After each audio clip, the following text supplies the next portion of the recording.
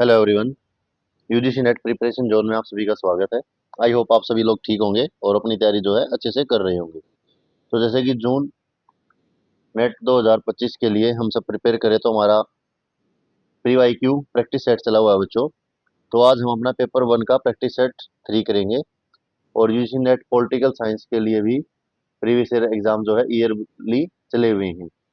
तो आज उसमें हम 2009 का क्वेश्चन पेपर करेंगे। तो चलिए आज हमारा पहला फर्स्ट पेपर की जो 10 के 10 यूनिट्स हैं उनको कंप्लीट सेट को करते हैं।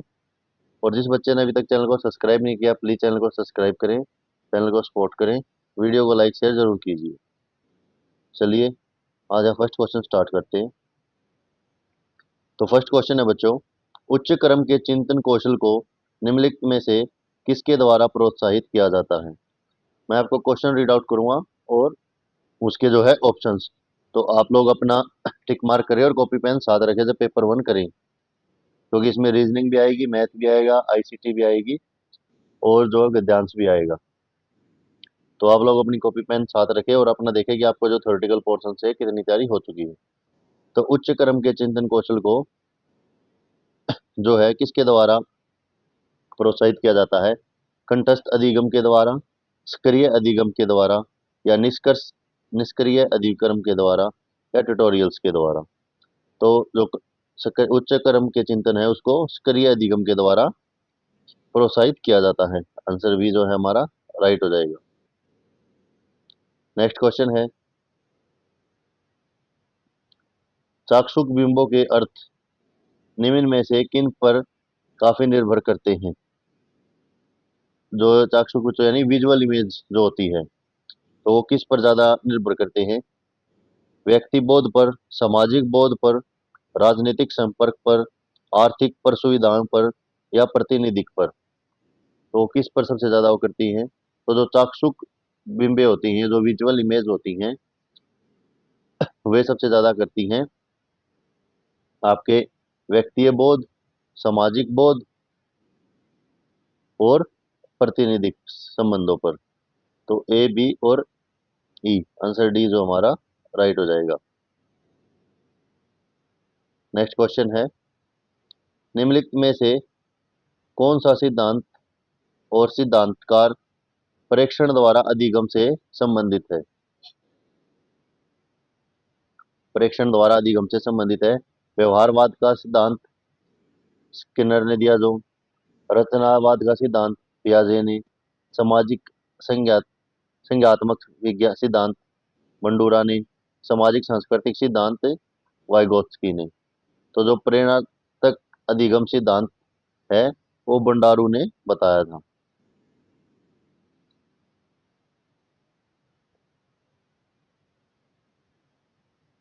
नेक्स्ट है, नीचे दो कथन दिए गए हैं। संवेदी स्मृति वह स्मृति है जो किसी व्यक्ति को कोई चीज देखते ही तत्काल उसका पुनः स्मरण करने में सहायता करती है। यानी कि संवेदी स्मृति वह स्मृति है, आप किसी चीज को देखते हो और देखते ही आपको ये याद आ जाए कि हाँ ये चीज क्या थी और इसके पूरी डिटेल याद आ जाए। फिर है इसका अर्थ देते हैं। अर्थ की स्मृति वह स्मृति है जो परिघटनाओं अथवा विचारों के समूह के बीच के संबंध के संग्रह के भंडार व पुनः प्राप्ति में सहायता करती है। यानी कि जो परिघटनाएं हैं, पहले घटित हो चुकी घटनाएं और विचार हैं, उनके समूहों के बीच जो संबंध बना कर आपको पुनः दोबारा याद करने में उनको मदद करती है। तो ये दोनों ही कथन जो है सत्य है। नेक्स्ट है, विद्यार्थी और शिक्षक तब तक अधिक कठोर परिश्रम करते हैं और लंबे समय तक डटे रहते हैं जब उन्हें प्रभावोत्पादकता का उच्च बोध होता है। विद्यार्थी और जो शिक्षक है वो दोनों अधिक तब तक अधिक कठोर परिश्रम करते हैं और लंबे समय तक डटे रहते हैं जब तक उन्हें प्रभाव उत्पादकता का उच्च बोध होता है। तो इसमें जो स्व प्रभाव उत्पादकता है में वृद्धि नहीं करता है। तो क्या नहीं करता है, कार्यभार पूरा करने में, दैनंदिन सफलता, मात्र कौशल पर केंद्रित औपचारिक विद्यालय संबंध, अधिक ज्ञानवान सहभागियों में सहायता, परिवेश में दूसरों से अत्यधिक अपेक्षाएं। तो जो है वो मात्र कौशल पर केंद्रित औपचारिक विद्यालय संबंध विद्यार्थी और शिक्षक दोनों में स्व प्रभाव उत्पादकता सफलता परिवेश में दूसरे से अधिक अपेक्षा तथा अधिक ज्ञानवान सहभागियों सहायता में वृद्धि करती है। फिर नीचे दो कथन दिए गए हैं। डीवी ने स्कूल को समुदाय के समान और शिक्षा को सामाजिक प्रक्रिया के समान बताया है। ठीक है। फिर कहते हैं कि चोम्स्की ने कहा था कि शिक्षा का अंतिम उद्देश्य ऐसे व्यक्ति तैयार करना है जो गुणवत्ता की दृष्टि से एक दूसरे से भिन्न हो। तो क्या ये दोनों ठीक है? तो जो चोक्सी ने नहीं बोला भाई, ये सेकंड, ये भी डीवी ने ही बोला था। तो फर्स्ट राइट हो जाएगा, सेकंड गलत हो जाएगा, सी आंसर राइट हो जाएगा। नेक्स्ट है गद्यांश दिया हुआ है।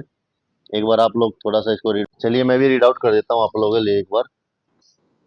भारतीय राज्य के निर्माण की कहानी इसके अभिजात वर्ग के निर्माण की कहानी के समांतर चलती है। यानी भारतीय राज्य के निर्माण की कहानी और इसके अभिजात वर्ग के निर्माण की कहानी एक साथ चलती है। भारतीय स्वतंत्रता में राज्य को उपकरणवादी अवधारणा से प्रेरित आधुनिकीकरण का एजेंडा स्थापित करने में अभिजात वर्ग की शक्तिशाली भूमिका महत्वपूर्ण है। अभिजात वर्ग का स्वतंत्रता के उभरते राष्ट्रीय पटल पर भारतीय समाज में आधुनिकता लाने वाली सामाजिक परिवर्तनों की प्रक्रियाओं को प्रारंभ करने वालों के रूप में हुआ। अभिजात वर्ग में न केवल राजनीतिक सत्ता के दलाल और निजी हित साधने वाले लोग शामिल थे, बल्कि अंग्रेजी माध्यम से में शिक्षित और निजी सरकारी और सिविल सोसाइटी क्षेत्रों में नियुक्त वर्ग भी शामिल था।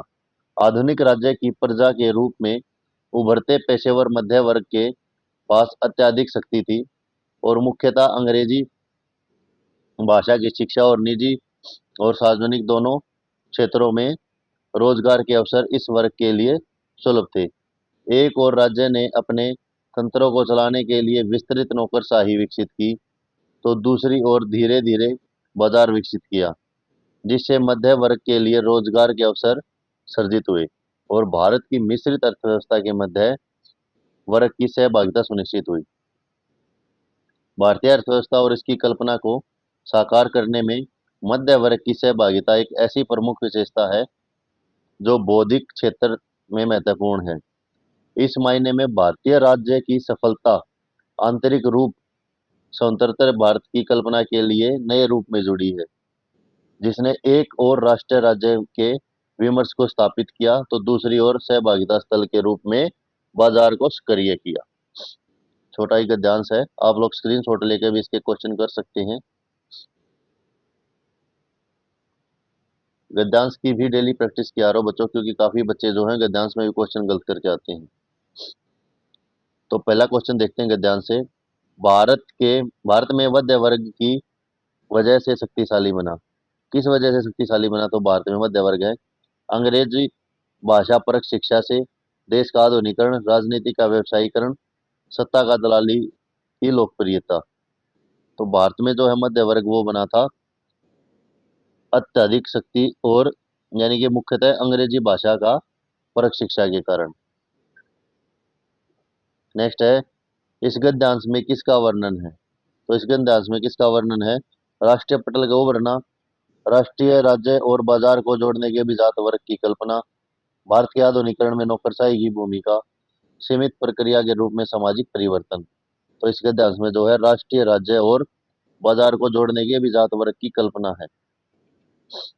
नेक्स्ट है, भारतीय स्वतंत्रता में कौन सी परिघटना महत्वपूर्ण थी? तो भारतीय स्वतंत्रता में भारत की अवधारणा, राज्यों की अवधारणा, आधुनिकरण की समांतर कहानी या शक्तिशाली अभिजात वर्गों की भूमिका। तो भारत की स्वतंत्रता में शक्तिशाली अभिजात वर्गों की भूमिका महत्वपूर्ण थी। नेक्स्ट क्वेश्चन है, राज्य ने निम्नलिखित में से किस में मध्य वर्ग की सहभागिता सुनिश्चित की? तो किस चीज में की थी राज्य ने मध्य वर्ग की सहभागिता? राष्ट्रीय राजनीति में, सत्ता का नौकरशाहीकरण में, भारत की मिश्रित अर्थव्यवस्था में या राजकीय तंत्र में बदलाव लाने में। तो राज्य ने जो है मध्य वर्ग की सहभागिता सुनिश्चित की थी भारत की मिश्रित अर्थव्यवस्था में। नेक्स्ट है, अभिजात वर्ग से अपेक्षित था निजी हितों को बढ़ावा देना, निजी एजेंडा स्थापित करना, सिविल सोसाइटी का प्रबंध करना या समाज में परिवर्तन लाना। तो अभिजात वर्ग से जो है अपेक्षित था अपेक्षित था समाज में परिवर्तन लाना। आंसर डी जो है राइट हो जाएगा। अब आ गया बच्चों रीजनिंग से कोडिंग के। पहले हमने जो है नंबर्स के लिए किया था, अब करेंगे अल्फाबेट्स की। तो इसमें है निम्नलिखित अक्षर श्रृंखला में आगामी पद ज्ञात करना है। तो इसमें क्या दे रखा है, C C A B D, D D B C E, C C E E, C D F. तो हमें पैटर्न देखना है कि double C double D double E, तो ई के बाद डबल एफ आएगा, तो डबल एफ भी सभी में है। फिर क्या है, ए बी सी, तो डी आएगा, डी भी सभी में है। फिर है बी सी डी, फिर ई आएगा, तो ई इनमें नहीं है, इनमें नहीं है, तो इन दोनों में ई है। फिर इसके बाद है डी ई एफ, तो डी ई एफ, तो एफ के बाद जो है जी आएगा, तो आंसर सी जो है राइट हो जाएगा। एफ एफ डी ई जी, ये हो जाएगी नेक्स्ट श्रृंखला, तो आंसर सी जो है राइट हो जाएगा। नेक्स्ट देखते हैं, 5 लुप्त अक्षरों का सही क्रम ज्ञात करें जिनमें निम्नलिखित अक्षर श्रृंखला पूर्ण हो जाएगी। तो इसमें से हमें 5 जो अल्फाबेट डालने हैं जिससे कि ये पूरी जो सीरीज है कंप्लीट हो जाएगी। तो D C C blank B A dash A D dash C C B A dash A. तो इसमें अपने को क्या सीरीज देखनी है, तो इसमें इसका पेयर बना के चलते हैं ये। तो डी सी सी, सी आएगा पहले, तो बी को तो काट दो, तो सी सभी में है। फिर है B A A, triple A आएगा, ए करना है, तो ए बी को खत्म करो। फिर आएगा डी, डी के बाद फिर सी है, तो सी के फिर 3 पेयर आ जाएंगे, तो सी के 3 पेयर हैं, तो सी सी हो गया। फिर है बी ए ए, फिर ए ट्रिपल ए, तो डी को काट दो, सी बी आंसर जो है राइट हो जाएगा। डी के बाद सी आएगा, सी सी हो गया, फिर स्लैश बी ए ए, तो A C A B A, B ए 5 हो गए, ए सी ए बी ए, ठीक है। ये यहाँ पे इसने बी एक्स्ट्रा दे दिया है, ये ब्लैंक आएगा, यहाँ पे बी ए आ जाएगा, और अगर इसको हटा देंगे तो हम, तो ये सी ए कंप्लीट हो जाएगा। नेक्स्ट है, इस श्रेणी में कौन सा वर्ण पूरा करता है। तो दी गई श्रेणी क्या है, A C D O P Q, तो A C D O P Q, तो इसमें टी एस जेड आर, तो वर्ण पूछा है, तो इसमें आर जो है, आर इसके बाद नेक्स्ट क्यू के बाद आर आ जाएगा। नेक्स्ट है, निम्नलिखित श्रृंखलाओं में से प्रश्न चिन्ह के स्थान पर क्या आएगा। तो प्रश्न चिन्ह है यू ओ आई ए, तो इसको आप अगर ध्यान से देखोगे तो ए ई आई ओ यू, ये वावल्स दे रखे हैं, तो इसमें बाकी तो सारे हैं, बस ई नहीं है, तो ई आंसर, डी आंसर जो है राइट हो जाएगा। नेक्स्ट है, O T T F F S S E N का तार्किक प्रतिमान के में अगला अक्षर क्या होगा।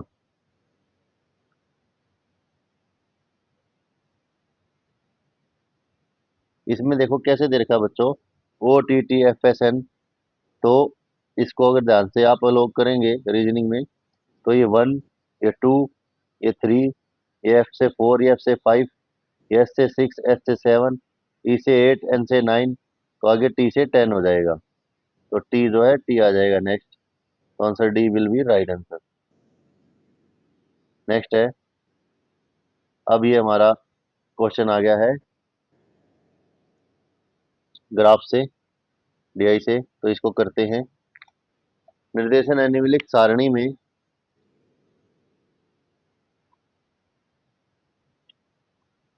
एक बार इसको रीड आउट करिए आप लोग, एक सेकंड ले पढ़ देते हैं। निम्नलिखित सारणी में 7 विभिन्न संस्थानों के ए से जी तक के पीएचडी प्रवेश परीक्षा के लिए नामांकित किए गए हैं। अभ्यर्थियों का प्रतिशत विवरण और परीक्षा में उत्तीर्ण हुए अभ्यर्थियों का प्रतिशत विवरण दिया गया, यानी परसेंटेज दिया गया है।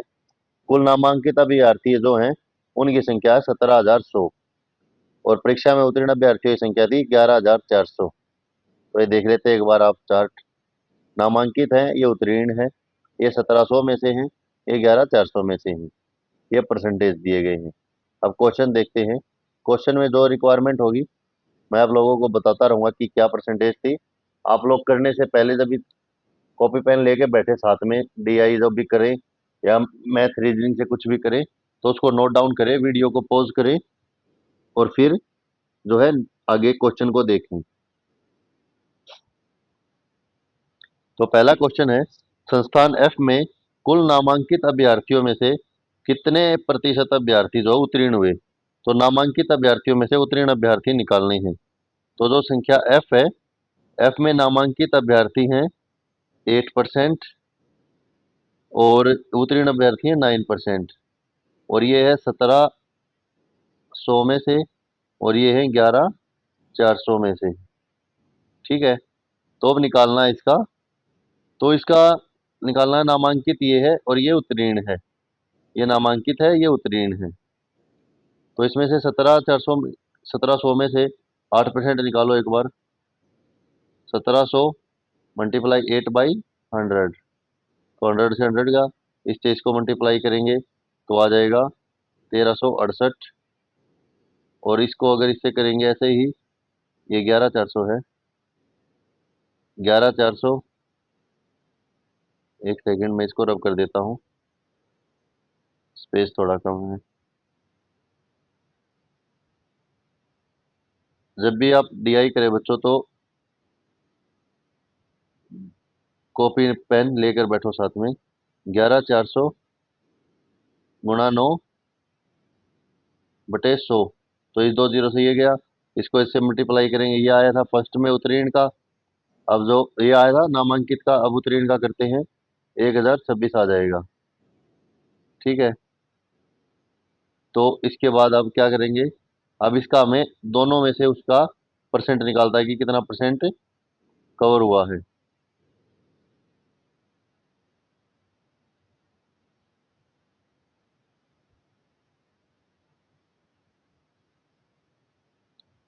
तो ये दे रखा है परसेंट, ये दे रखा है, ये उत्तीर्ण हुआ है कितने में से, 1368 गुणा 100।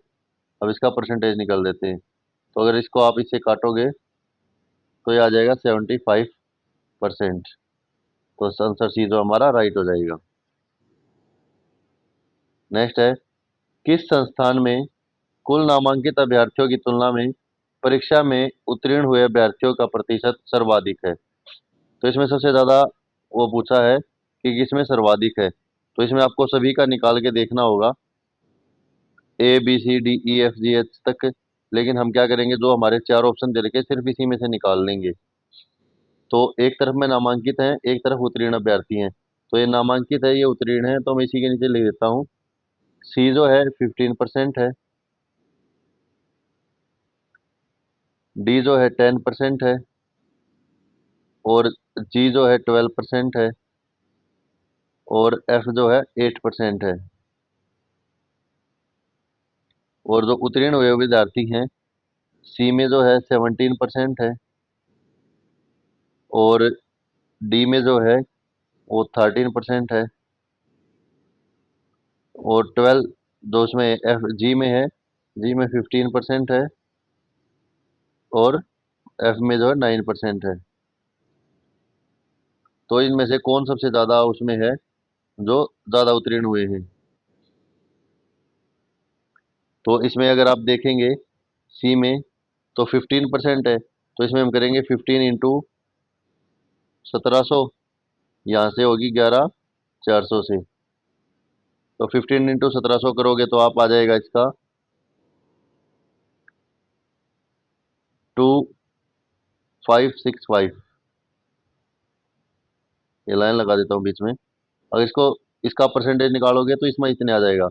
अगर आप 17% 11400 से निकालोगे तो आ जाएगा 911938। और फिर आप इसको 10% निकालोगे इसका तो इसमें आ जाएगा 1710।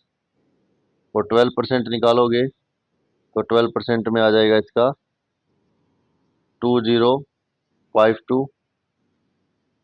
और 8% में आ जाएगा 1368। और ऐसे ही इसमें करेंगे हम तो 13% का आ जाएगा हमारा 1482। और 15% का आ जाएगा 1710।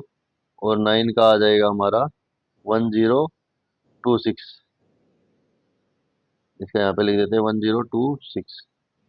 तो अब इसमें से हमें इन दोनों का निकालना है।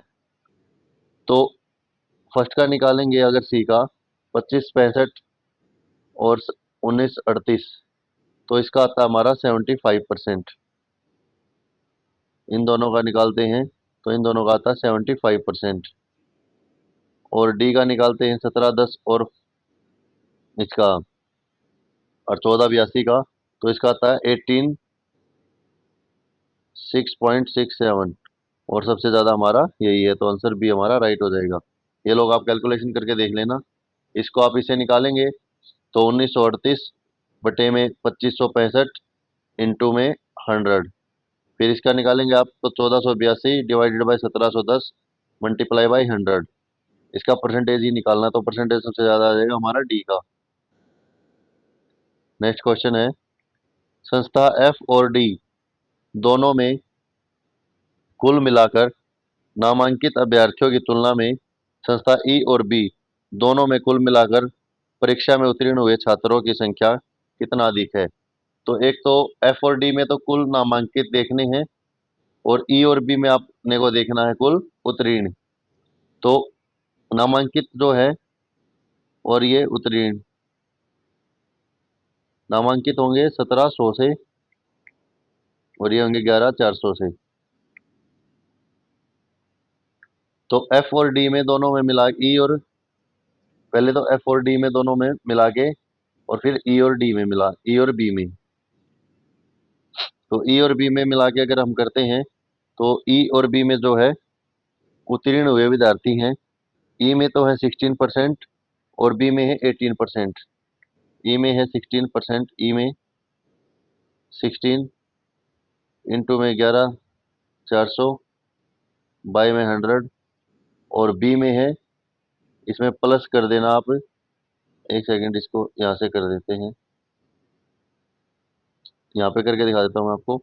ई में तो है 16 इंटू 11400 बाई में 100 प्लस बी में है 18 इंटू 11400 बाई में 100। तो इन दोनों को अगर हम कट कट करेंगे तो 16 इंटू 144 और 18 इंटू 114। तो ये हमारा आ जाएगा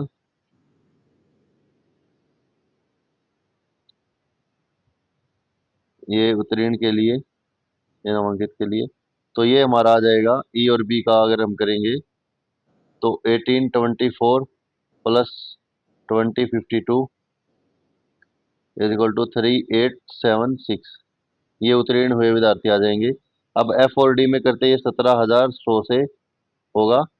तो एफ में तो 8% है, 8 इंटू 17100 प्लस में 10 है, तो 10 into 17100 divided by 100 divided by 100। तो इससे अगर इस दो को काट दो इसको इससे, तो 8 इंटू 171 और 10 इंटू 171। तो 8 को अगर 171 से करेंगे तो 31368 प्लस में 10 से करेंगे तो 10 हो जाएगा, 1710 हो जाएगा।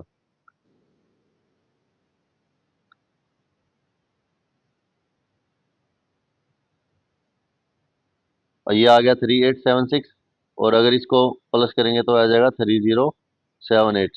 अब इन दोनों में से जो है डिफरेंस निकालना कितने नंबर का है, तो इसमें से इसको माइनस कर दो। 3876 में 3078 को माइनस करोगे तो 798 आ जाएगा, ये आ जाएगा।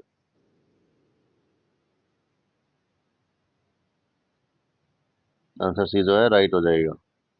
नेक्स्ट है, संस्था सी और डी दोनों में मिलाकर नामांकित हुए छात्रों की तुलना में इन दोनों संस्थाओं में कुल मिलाकर परीक्षा में उत्तीर्ण हुए अभ्यर्थियों का प्रतिशत क्या है।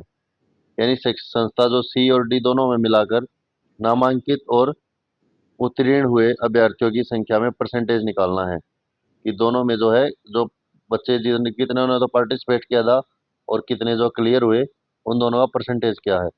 सी और डी का अगर हम नामांकित देखें तो ये 17 है और ये 13 है, तो इनको वैसे ही करेंगे। और उत्तीर्ण का देखें, एक सेकेंड, जो नामांकित है, नामांकित का तो है 15 प्लस 10 और उत्तीर्ण का है 17 प्लस 13। ये परसेंटेज बता रहा हूँ मैं आपको। तो एक बार आप 15 से 1700 को 17100 को और यहाँ से निकाल लेंगे 11400 को। अगर निकाल लेंगे तो इसका तो आ जाएगा 4275 और इसका आ जाएगा 3420। अब इसका परसेंटेज निकाल देंगे, इसको डिवाइडेड बाई लेके इंटू 100 करेंगे तो 80% आ जाएगा। यहाँ से आपको क्या करना है बच्चों, 15 मल्टीप्लाई बाई 17,100 100 डिवाइडेड बाई 100, फिर ऐसे ही 10 गुणा 17,100 बटे में 100, तो उससे परसेंटेज निकाल के दोनों को जोड़ देंगे तो 4275 आ जाएगा। और यहाँ पे 17 गुणा 11,400 भाग में 100 और फिर जो है 15 गुना 11,400 यानी 13 गुना, ये 13 है, 13 गुना 11,400 भाग में 100। आप एक बार जो चार्ट दिया बार दिया हुआ है उसको प्लीज एक बार नोट डाउन करके और फिर इसको सोल्व करने की कोशिश करें। डीआई निकाल के जरूर देखना, डेली प्रैक्टिस जरूर करनी है। इसलिए आपको बार बार बोलता हूँ कि नोटबुक पेन साथ में लेके बैठें क्योंकि कैलकुलेशन होती है इसमें। संस्था बी में इसी संस्था में नामांकित अभ्यर्थियों की तुलना में उत्तीर्ण अभ्यर्थियों का अनुपात क्या है। तो इसमें नामांकित और उत्तीर्ण दोनों के बीच का डिफरेंस निकालना है। तो संस्था बी में जो है उत्तीर्ण अभ्यर्थी जो हैं वो है 18%। तो 18 इंटू 11,400 भाग में 100, सभी में करना बस एक छोटी सिंपल सी कैलकुलेशन है, ज़्यादा कुछ नहीं है। 100 से 100 को निकाल दो, 18 गुणा में 114 करोगे तो आप ये आ जाएगा अपना 2052। ठीक है, इसको एक बार रब कर देता हूँ, आप ये 2052 नोट रखना बस।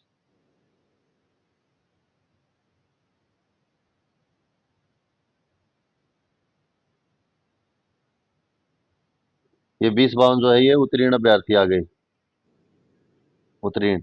अब नामांकित अभ्यर्थी निकालते हैं। तो नामांकित का परसेंटेज इसमें 22% नामांकित थे, तो 17,100 से डिवाइडेड बाई 100 से 100 को काट दो, 22 को 171 से मल्टीप्लाई करोगे तो आ जाएगा 3762। अब इन दोनों का जो है डिफरेंस वो निकालना है कि किसमें तुलना करनी है, कि रेशो में देखो कि कौन किससे ज़्यादा है, कि कितना आया है।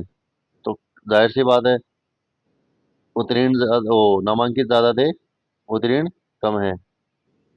तो ये यहाँ पे लिख देता हूँ मैं 3762 रेशो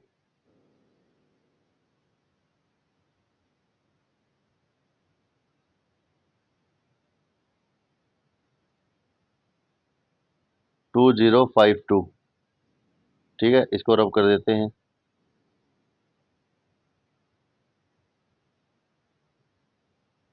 किसी को अगर समझ में ना आए ना, कॉपी पेन लेके आराम से करना, कोई डिफिकल्टी नहीं है। अगर फिर भी कोई दिक्कत हो प्लीज़ कमेंट बॉक्स में डालें, मैं अलग से एक शॉर्ट वीडियो बना के आपको इसके लिए अलग से समझा दूंगा। तो ये दोनों आ गए। अब इसका डिफरेंसेस करें, अब इसको कट करेंगे तो उत्तीर्ण और इसको, तो रिवर्सिबल लिख दिया मैंने, एक सेकंड।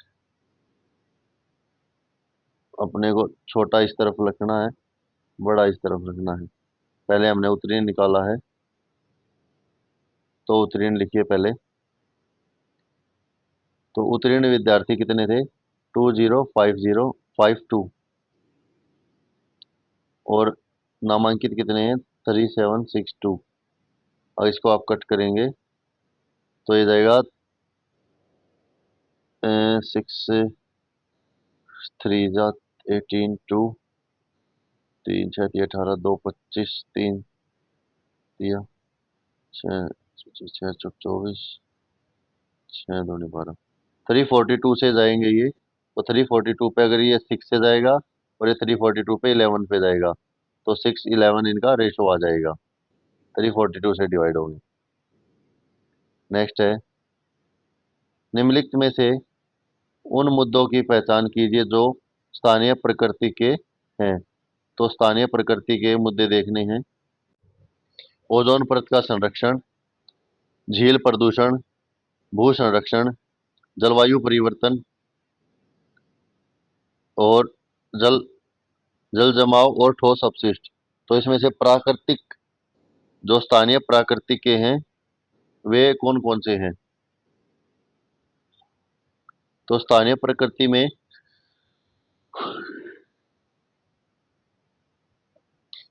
भू संरक्षण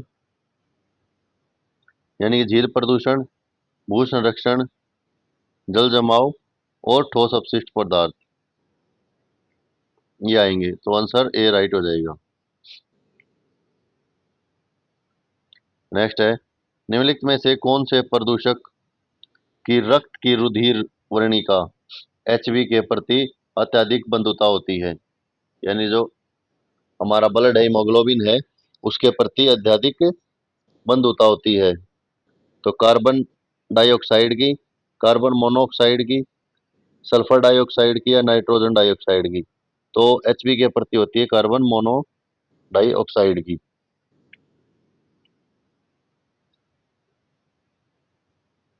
ये जो है हीमोग्लोबिन के साथ मिलकर कार्बन मोनोऑक्साइड कार्बोक्सी हेमोग्लोबिन बनाता है, जो क्या करता है, जो ऑक्सीजन के साथ मिलकर ऑक्सीजन को ले जाने में की जो क्षमता होती है, ऑक्सीजन को ले जाने, जो ब्लड फ्लो होता है, ऑक्सीजन जो कैरी करता है उसको कम कर देता है, उसको स्लो डाउन कर देता है ब्लड फ्लो को।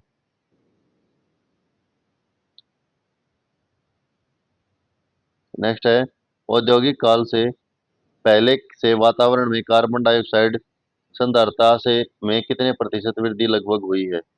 तो औद्योगिक काल से पहले के जो वातावरण में है, जो कार्बन डाइऑक्साइड बढ़ी है, वो बढ़ी है हमारी बच्चों 50%। 50%।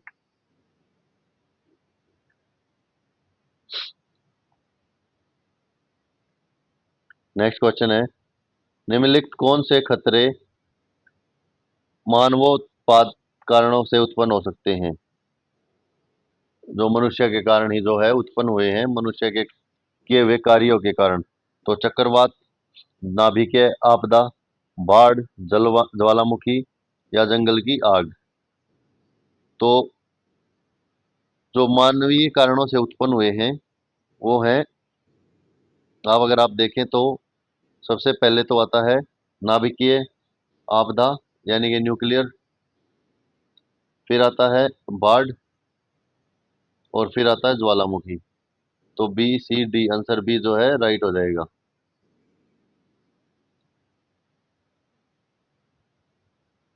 नेक्स्ट क्वेश्चन देखते हैं,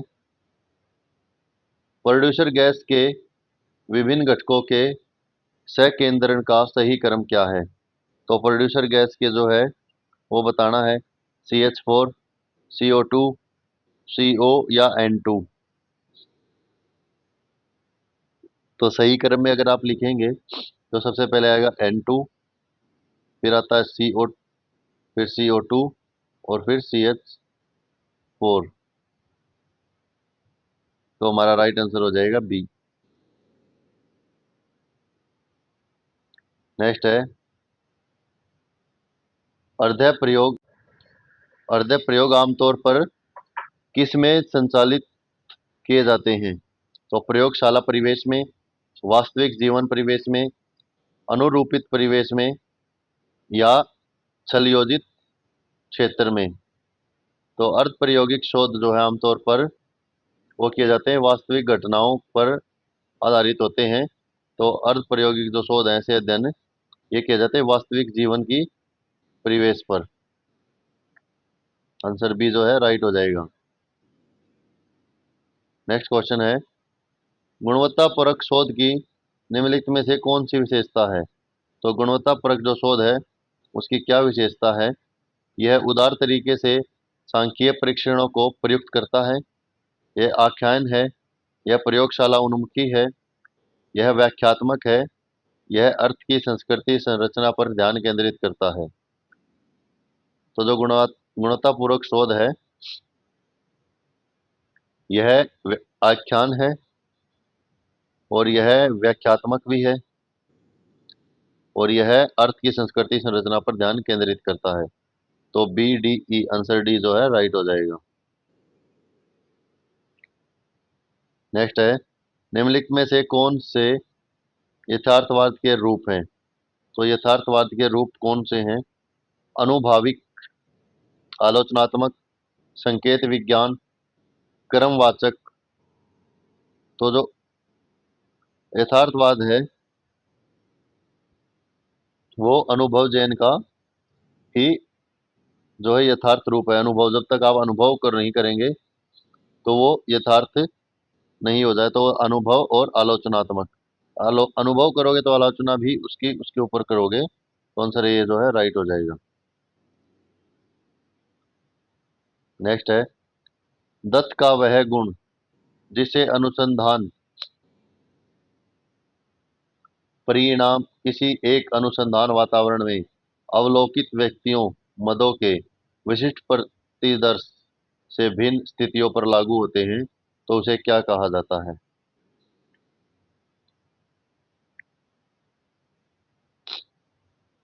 यानी कि कोई भी एक जो है परिणाम है वो जिस शोध पर है उसको छोड़कर अगर दूसरे पर भी लागू हो रहा है या दूसरे पर भी उसको कोई एग्जिस्ट कर रहा है वो, तो उसे हम कहते हैं बाह्य वैधता। नेक्स्ट है, शोध कार्य में शोध से संबंधित प्रतिभागियों को प्रतिभागिता के स्वरूप शोध का इसके जोखिम में से अवगत कराने की अपेक्षा होती है, जिसमें कहा जाता है।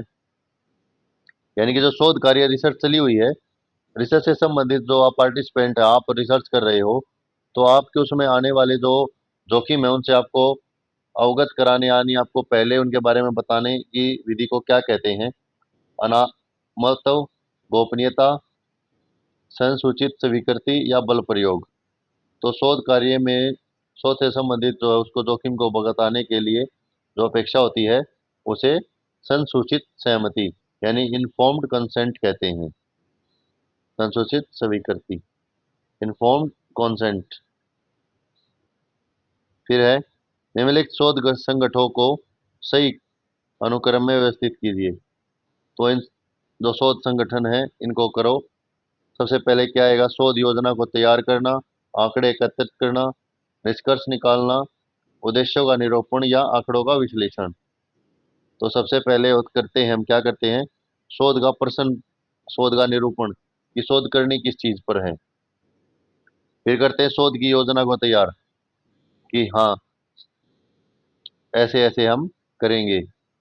फिर करते हैं हम आंकड़ों को इकट्ठा, जो शोध से रिलेटेड आंकड़े होते हैं, डाटा होता है, उसको इकट्ठा करते हैं।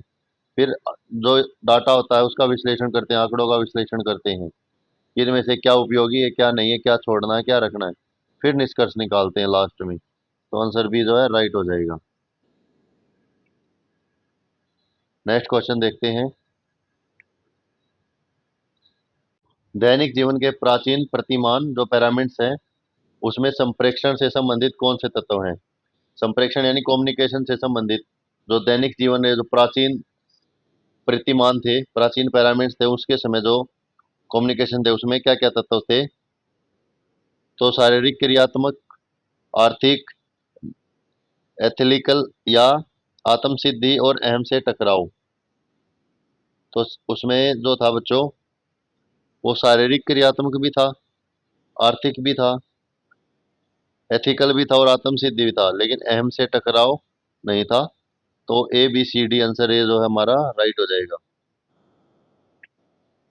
नेक्स्ट है, निम्नलिखित कौन से क्षेत्र हैं जिनके प्रायोगिक अभिसरण के कारण निहितार्थ निहितार्थ होते हैं? आक्रामक संप्रेषण रणनीति, संप्रेषण संदर्भ, संप्रेषण पेशेवरों का कार्य, या विभिन्न जनों की संरचना, या संप्रेषण संगठनों की संरचना। तो जो प्रौद्योगिकी अभिसरण तब होता है जब दो या दो से अधिक अलग अलग संस्थाएं जो है मूल रूप से आपस में मिलती हैं। तो वो क्या करती है, संप्रेषण संदर्भ, संप्रेषण पेशेवरों का कार्य और संप्रेषण संगठनों की संरचना करती हैं।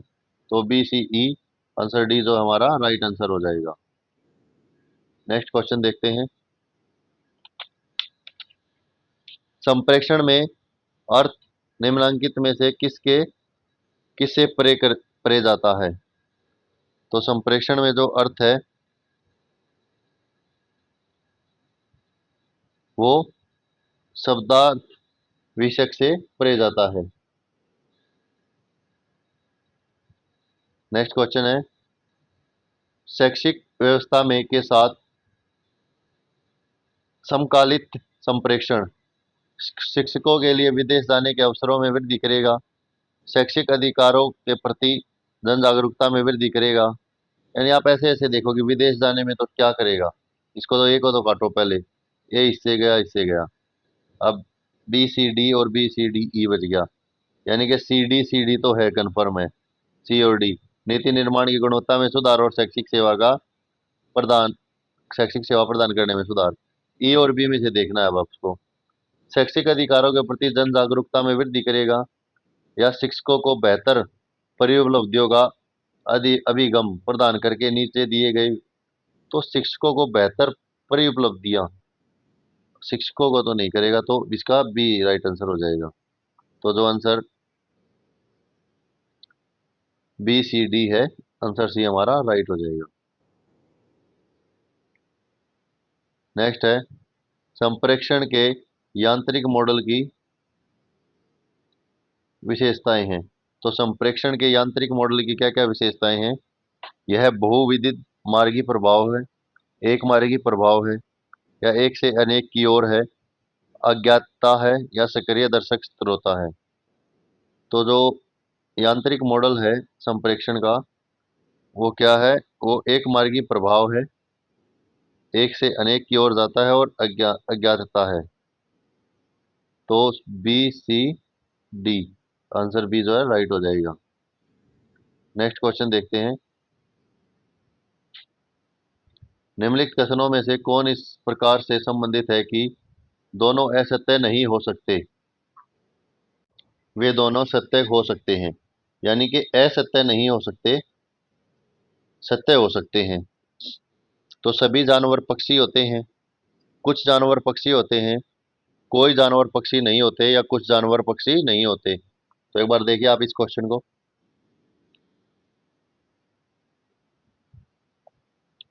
तो जो है दोनों सत्य हो सकते हैं में तो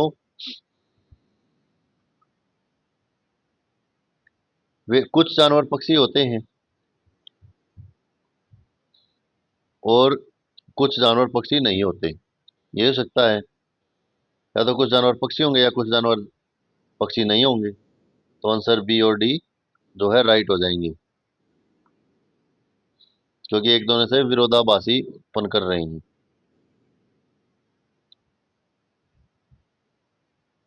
नेक्स्ट है, निम्नलिखित में से कौन से कथन तार्किक रूप से समतुल्य बताना है? कोई भी विमान इलेक्ट्रिक वाहन नहीं होते, सभी गैर इलेक्ट्रिक वाहन गैर विमान होते हैं, कोई भी इलेक्ट्रिक वाहन विमान नहीं होते, सभी विमान गैर इलेक्ट्रिक वाहन होते हैं। तो एक दूसरे से समतुल्य बताने हैं। तो कोई भी विमान इलेक्ट्रिक वाहन नहीं होते, कोई भी इलेक्ट्रिक वाहन विमान नहीं होते, कोई भी विमान इलेक्ट्रिक वाहन नहीं होते, और कोई भी इलेक्ट्रिक वाहन विमान नहीं होते। दो तो ये हो गए समतुल्य, और फिर सभी विमान गैर इलेक्ट्रिक वाहन होते हैं।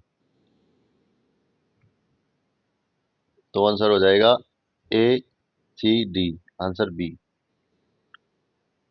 फिर है, निम्नलिखित में से कौन से कथन तार्किक रूप से समतुल्य हैं? कोई भी दार्शनिक उपयोग उद्योगपति नहीं है। कोई भी दार्शनिक जो उद्योगपति नहीं है। कोई भी उद्योगपति दार्शनिक नहीं है। सभी गैर उद्योगपति गैर दार्शनिक हैं, या कोई सभी दार्शनिक जो हैं गैर उद्योगपति हैं। तो कोई भी दार्शनिक उद्योगपति नहीं है। यहाँ पे आप दार्शनिक कर लीजिए और यहाँ पे उद्योगपति। या तो ये नहीं है, दार्शनिक उद्योगपति नहीं है, या उद्योगपति दार्शनिक नहीं है। तो सब कोई भी दार्शनिक उद्योगपति नहीं है, या फिर जो है कोई भी उद्योगपति दार्शनिक नहीं है, यही हो सकता है। और फिर जो है ये दार्शनिक कर लीजिए और ये गैर उद्योगपति। तो जो है सभी दार्शनिक गैर उद्योगपति हैं। तो आंसर हो जाएगा ए बी डी। नेक्स्ट है, निम्नलिखित कौन सा कथन तार्किक रूप से समतुल्य है? कोई भी उभयचर स्तनधारी नहीं होते, नहीं है। सभी गैर स्तनधारी गैर उभयचर हैं। सभी उभयचर गैर स्तनधारी हैं। कोई भी स्तनधारी उभयचर नहीं है। तो इसमें समतुल्य बताने हैं, देखिए। कोई भी उभयचर स्तनधारी नहीं है, या सभी उभयचर गैर गैर स्तनधारी हैं, या कोई भी स्तनधारी उभयचर नहीं है। तो आंसर बी जो है राइट हो जाएगा। नेक्स्ट है, कंप्यूटर से, कंप्यूटर नेटवर्कों के निम्नलिखित भिन्न प्रकारों के उनके भौगोलिक क्षेत्र कवरेज के अनुसार सही अवरोही क्रम की पहचान कीजिए।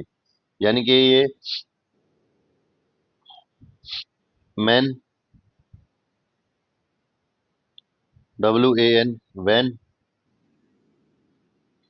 और लैन, ये जो है कंप्यूटर नेटवर्क के, जो इंटरनेट नेटवर्क है उसके कनेक्शन दिए गए हैं आपको, कि एरिया वाइज जो जो कौन कहाँ कहाँ यूज होता है। तो वैन जो है, वैन यूज होता है सबसे बड़े नेटवर्क के रूप में, वाइड एरिया नेटवर्क। तो सबसे बड़े में वैन यूज होता है।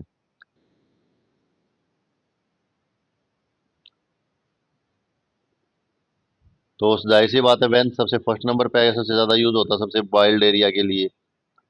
यानी कि इसमें आप कंट्री को भी जोड़ सकते हैं। फिर है मैन। मैन जो है नोटर मेट्रोपोनल एरिया नेटवर्क होता है। ये लोकल एरिया के रूप में यूज किया जाता है। यानी कि आपकी सोसाइटी है, आपकी जितनी बिल्डिंग्स है उनको जोड़ने के लिए। फिर लैन, लैन जो है नेटवर्क, लोकल एरिया नेटवर्क होता है। तो ये सबसे लास्ट में आएगा।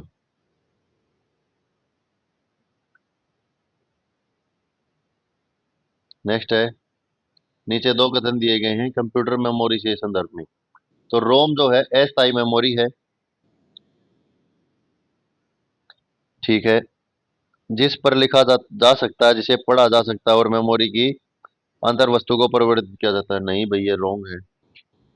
क्योंकि जो रोम है उसमें पहले से ही डेटा फिक्स होता है, नया डेटा नहीं जोड़ सकते, और ये नॉन वोलेटाइल होती है।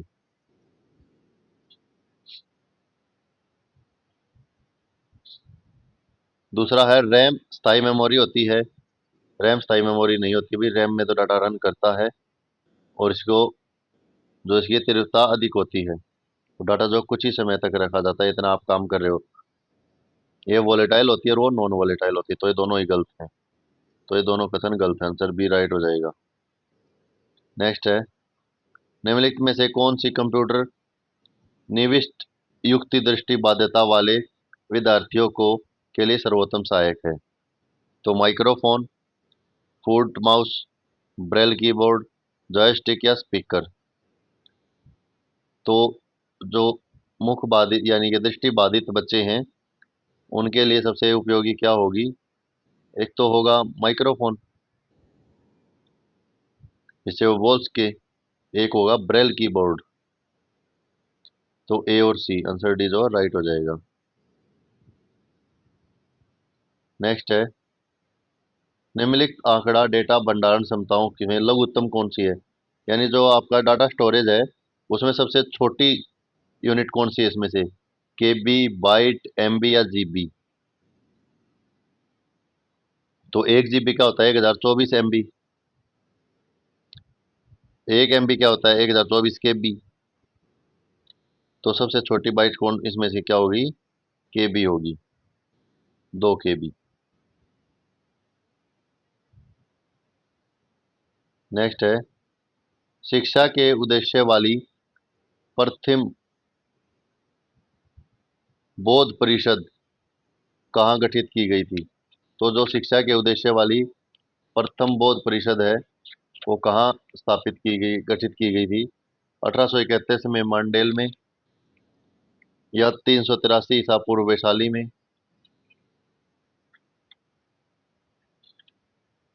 483 ईसा पूर्व जो है सत सतपणी में, या 250 ईसा पूर्व पाटलिपुत्र में। तो जो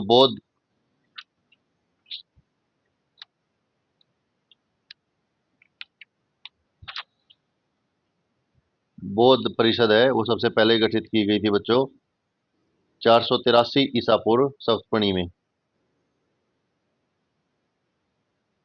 और ये जो है प्रथम बौद्ध परिषद जो है महात्मा बुद्ध की मृत्यु के पश्चात हुई थी।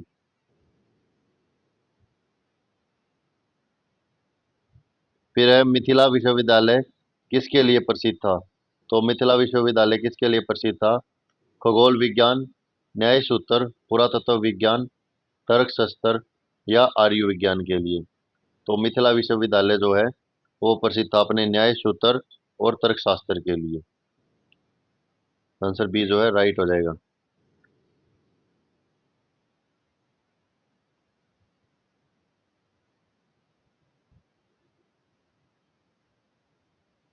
और डॉक्टर जो मिश्र थे इन्होंने मिथिला विश्वविद्यालय के स्थापना में बहुत बड़ा योगदान दिया था।